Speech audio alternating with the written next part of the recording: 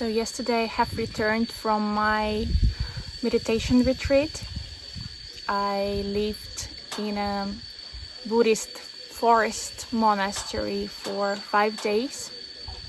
I had intention to do that for over 5 years already, since like COVID times, but never really had a chance, or just never happened. But this time I felt this intention again, and I'm like, okay, I just gotta do it because I can't postpone it any longer. And I did my research. I found this forest monastery located in the north of Thailand, very close to the border of with Myanmar. And I just went there. I've been living there for 5 days practicing Vipassana meditation.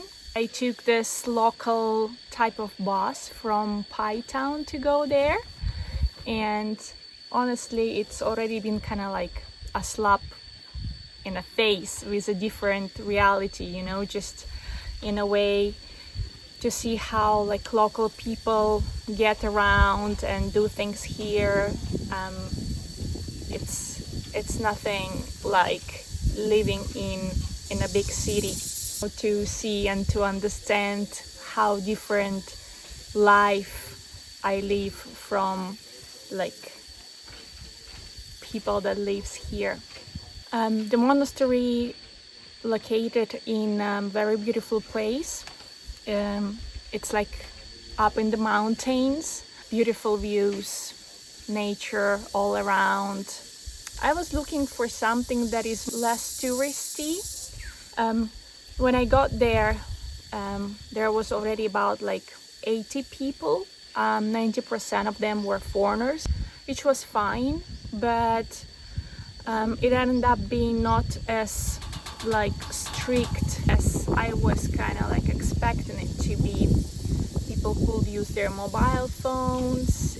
First day I was like a little bit frustrated and even like a little bit annoyed, but then I decided that I have to do my own journey, my own experience. So I just put my phone away. I didn't use my phone at all for all days. I stayed silent for 3 full days, which was a little bit hard, but I'm really proud of myself, to be honest.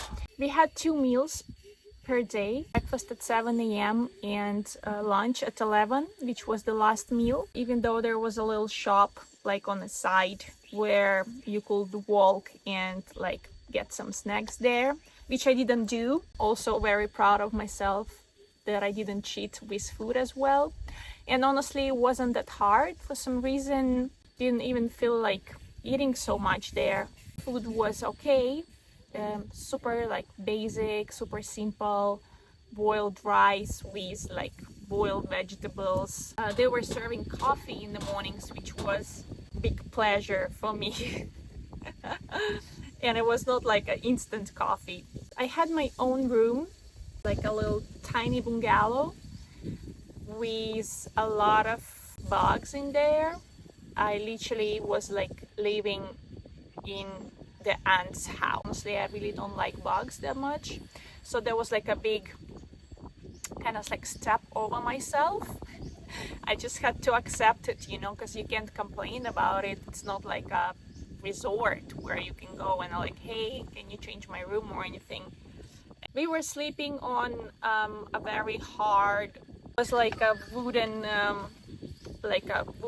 platform type of thing, and they gave us like a very thin mattress. I had to go and ask for a second mattress. It was still quite hard, but kind of like prepared for all this stuff when I was like heading there. We've been meditating 3 times a day. We had 3 sessions, morning meditation, lunch, and evening chanting. 1 hour of walking meditation, and then 30 minutes sitting meditation and 15 minutes laying down meditation. It was so easy to meditate there and go like kind of deep in a meditation because you're just there so disconnected from reality, and it's nature surround you, and you don't really even feel like thinking about anything. Honestly, you just are kind of like in this mode of just like being, you know what I mean? Just be, you just exist there. And I felt like really disconnected there for a few days, which was wonderful. Another thing which was quite interesting for me is that they doesn't have mirrors there in the monastery.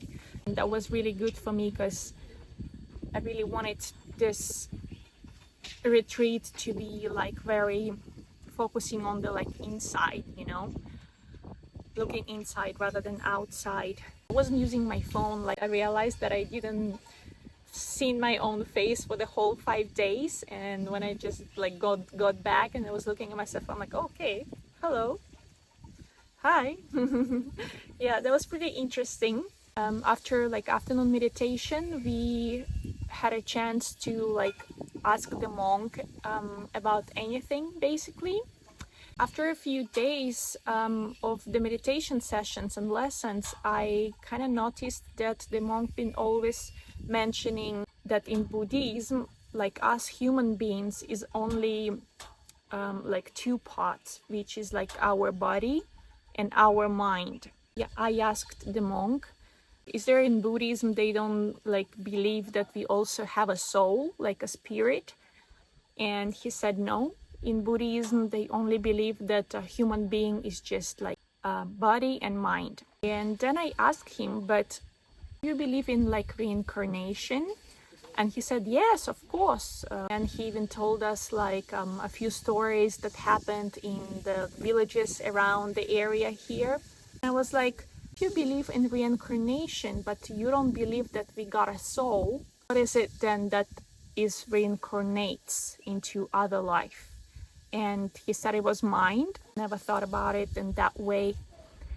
And he's also been saying that the last thought before you die is gonna be a reflection of your next life. Like when you're dying, you are like feeling anger or sad or unhappy, and that's basically how you're gonna have your next life be. That's why he's like, if one day, well, not if, but when one day you guys gonna die, like remember to think good, be in a positive happy thought to live this life, so that next life you can live nicely and happy. I'm actually really happy I decided to stay here for a few days before going back to Bangkok.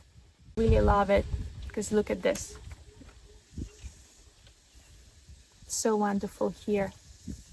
Just nature. I'm gonna do a little mini vlog about my 2 day stay in Pai. So stay tuned.